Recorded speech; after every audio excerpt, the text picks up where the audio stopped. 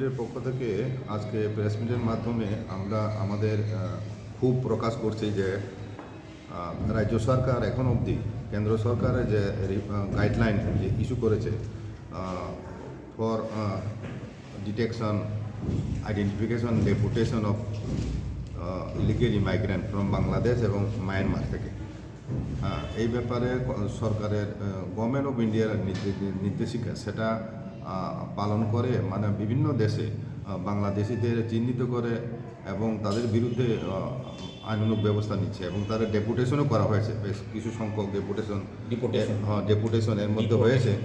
হ্যাঁ, গুজরাট, রাজস্থান, মহারাষ্ট্র, ছত্তিশগড়, দিল্লিতে বিভিন্ন জায়গায় ধরপাকড় চলছে, বিভিন্ন ওয়েস্ট বেঙ্গল, আসামে। কিন্তু আমাদের রাজ্যে আমরা এখন পর্যন্ত রাজ্য সরকার কোনো হেলদুল নেই এই ব্যাপারে। এখন একদম মানে কমপ্লিট সাইলেন্ট মেনটেন করছে। না চিফ মিনিস্টার পক্ষ থেকে এই ব্যাপারে কোনো বক্তব্য আমরা জানতে পেরেছি, না প্রশাসনের পক্ষ থেকে কোনো প্রশাসনিক অফিসারের পক্ষ থেকে আমরা কর্তৃপক্ষ থেকে আমরা জানতে পেরেছি।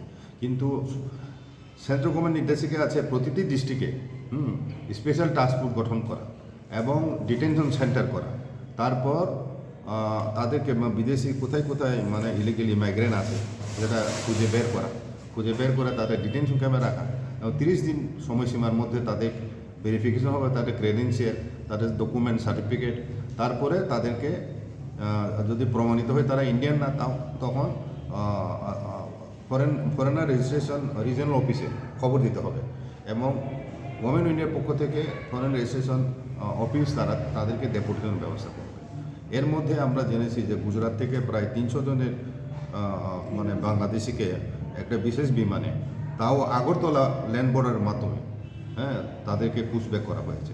তারপর গাজিয়াবাদ থেকেও একটা বিশেষ বিমানে এয়ারফোর্সে 125 জন না কতজন বাংলাদেশিকে এই আগরতলা এয়ারপোর্টে ল্যান্ড করে তাদেরকে পুশব্যাক করা হয় বর্ডার ল্যান্ডে।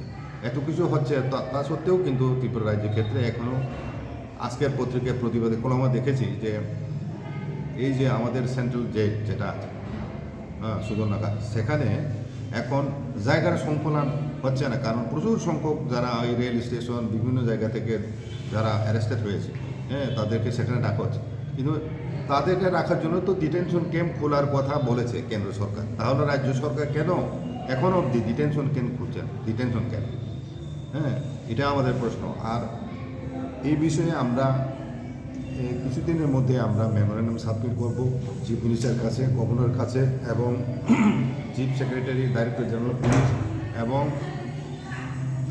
গভর্নমেন্ট অফ ইন্ডিয়ার কাছ থেকে কাছে মিনিস্ট্রি এবং প্রাইম মিনিস্টারের কাছে আমরা মেমোরেন্ডাম সাবমিট করব এবং আমরা এই প্রেস মিটের মাধ্যমে রাজ্য সরকারের কাছে আবেদন রাখছি মানে অতি সত্ত্বর যেন এই যে বিদেশি চিহ্নিতকরণ যে প্রক্রিয়া সেটা যেন শুরু করে এবং যে সমস্ত দালাল চক্র পাসপোর্ট থেকে আরম্ভ করে আধার কার্ড, পিআরটিসি, ইভেন মানে রেশন কার্ড, প্যান কার্ড, এগুলো যে তারা টাকার বিনিময়ে তারা কী করে তারা এগুলো অ্যাকোয়ার করছে, এই দালাল চক্র কোথায় কোথায় আছে কারা, তাদের চিহ্নিত করা হোক আগে এবং তাদের বিরুদ্ধে কঠোর শাস্তি নেওয়া হোক, শাস্তিমূলক ব্যবস্থা নেওয়া হোক।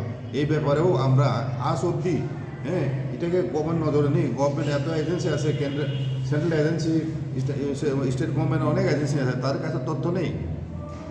তাহলে কেন তাদের বিরুদ্ধে অ্যাকশন নেওয়া হচ্ছে না?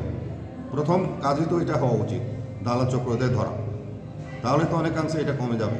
কাজে এই ব্যাপারে যদি আন্তরিক উদ্যোগ যদি রাজ্য সরকার না নেয়, ভবিষ্যতে এটা শুধু আমরা ত্রিপুরারা কেন এটা প্রতিবাদ করব, বাঙালিদেরও করা উচিত, সব অংশের ভারতীয়দেরও করা উচিত। ত্রিপুরা রাজ্যে কতটুকু ভূমি আছে? এটা 60% hilly area, forest area, plain area কতটুকু আছে? জমির উপর প্রচণ্ড চাপ, জনসংখ্যা বৃদ্ধি হয়ে গেছে, এখানে আনএমপ্লয়মেন্ট লক্ষ লক্ষ মানে আনএমপ্লয়মেন্ট, এখানে একিউট আনএমপ্লয়মেন্ট প্রবলেম, যে কারণে অনেক শিক্ষিত যুবরা এখানে কাজ পাচ্ছে না, তারা অন্য রাজ্যে ভিন্ন রাজ্যে তারা চলে যাচ্ছে।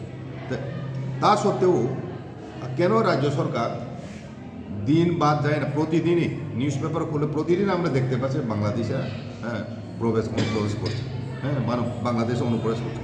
তাহলে কেন রাজ্য সরকার এত অনীহাবোধ করছে, এত দ্বিধাবোধ করছে কেন? এটাই আমাদের কাছে প্রশ্ন, এখন জনসাধারণের কাছে প্রশ্ন, শুধু আমাদের প্রশ্ন না, সমস্ত জনসাধারণের প্রশ্ন এটাই। কারণ আমরা চাইছি, গভর্নমেন্টের কাছে আমরা দাবি করছি যে অতি সত্বর এই বিষয়ে শক্ত পদক্ষেপ যেন রাজ্য সরকার নেয় এবং দৃষ্টান্তমূলক শাস্তি যাতে নেওয়া হয় যারা দালাল চক্র আছে তাদের এগেনস্টে। এবং তারা আজকে পত্রিকা উঠেছে, এটা একটা যেমন সোর্স অফ ইনকাম, এটা একটা শিল্প কারখানার মতো, যে এই বিদেশি অনুপ্রবেশের মাধ্যমে কিছু সংখ্যক প্রচুর টাকা উপার্জন করছে।